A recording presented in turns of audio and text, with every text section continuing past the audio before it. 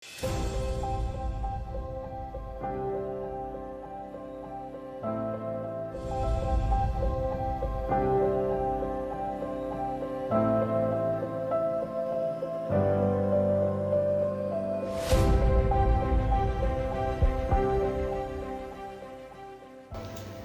thing, I believe you as a person, you're a product. At least you can treat yourself as a product. Senor, how? As in, every time you interact with someone, you're selling yourself. Every single time you interact with someone, you're selling yourself. Because there's something called an identity, right?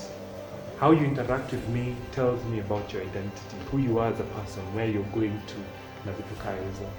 So the first product is you as a person. The second product is something that you're developing. I will start with self. And I'll tell you why self is very important to package as a product.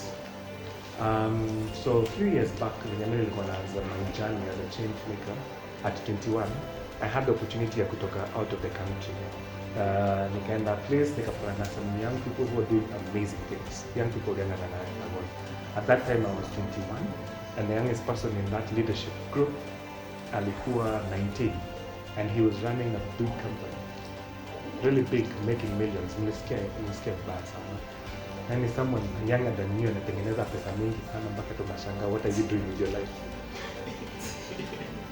But that was the beginning of my journey of understanding products and self as a product.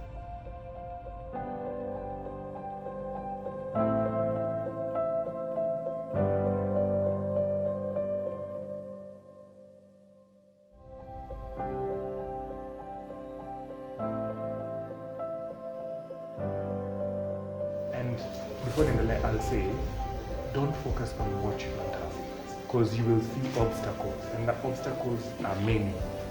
Not just the one that you say, the obstacles are many. Now back to what I was saying. When nilianza, I guarantee you, the obstacles were many. One, selling Youthlight as an organization was difficult, because it was an organization that was youth-led, addressing unemployment. Again, the problem is not on the youth, the problem is on the system. So how does a young person begin to address a systemic problem? Understand the problem, how that is challenging. So what I did mean, one, I understood that I don't communicate well. I can talk, but I do not communicate well. There's two different things. Unaweza shout, but you're not communicating. So how do you communicate well? I remember there's a time when you're gonna post, the way I post. A friend of mine alisema, I like what you're posting, but spelling mistakes zako zinafanya watu wasisome. Unani? Aliniambia hivyo. Nilisikia uchungu by the way. Because, and I'll tell you why. Because you see, by the mere fact that I've never been the brightest student, I've always felt like a failure. So when someone points out your weakness, you feel like you failed. But at that point, I realized that what she was telling me was trying to tell me, try improve on your grammar. No. So what did I do? And then I think with this same group, we download Grammarly.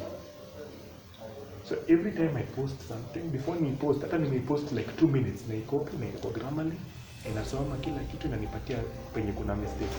Naenda na edit your post. Till today I still do that. So that I improve on that challenge. And the moment that happened, I realized more people are interacting with my posts. That was the first obstacle. Second obstacle, as a young person, getting money is difficult. But then, usinione hapa hivi ufikiria ati mimi ni mtoto wa Sonko. It's a lie. It's a big lie. Everything, like most of the things that I have, I had to fight for them. Honestly, I had to fight for them. And it was because I persistently talked about what I believed in. I didn't say it well, but I started learning how to put it well on those platforms. So, in terms of building your brand, anza pole pole. When someone tells you you've made a mistake here and here, listen to them.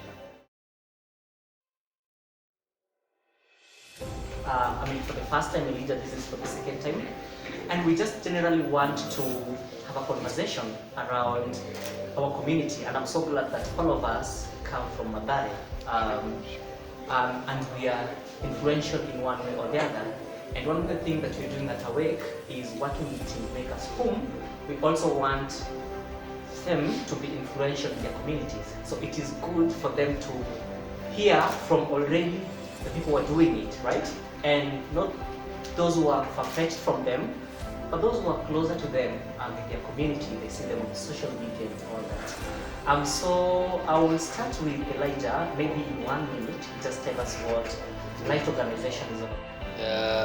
We were founded back then in 2017 after the need ya kusaidia watu kujua what their purpose really is, their way out.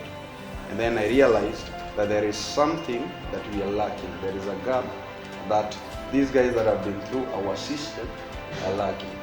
Now I sat down the CEO and asked him, if I can do a convening of these guys that have been through the system and maybe try identify their potential and maybe link them up to the line that they want to do or what they're passionate about. So the main reason as to why I formed with Shame, I wanted for it to be a social support system where other young women from the slums can be able to find support with each other by just sharing.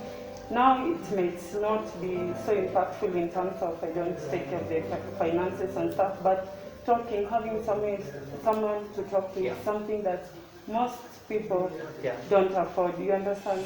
So mainly Beauty in My Shame was formed to honor my mom, a strong woman who was, in spite of her being strong enough, she found shame in her HIV.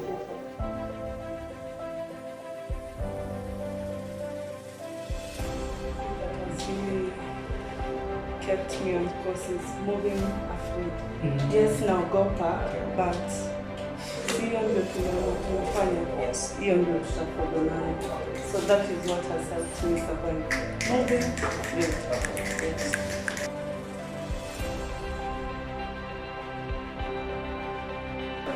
Passion. Everything that I've done, and I think watu wenye wako hapa hivi wenye wananijua kama test to that. Yes.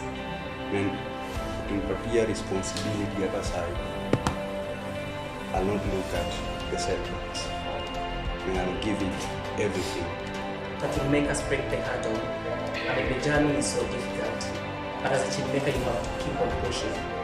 So how are we going to break these challenges? What has always driven me is faith. Faith in what you do. Faith, because if you don't have faith in what you're doing, then nobody will believe in it. Okay. So it starts by believing in it. So faith in what you do. Faith in yourself, believe in yourself, then faith in God because He's the supreme being.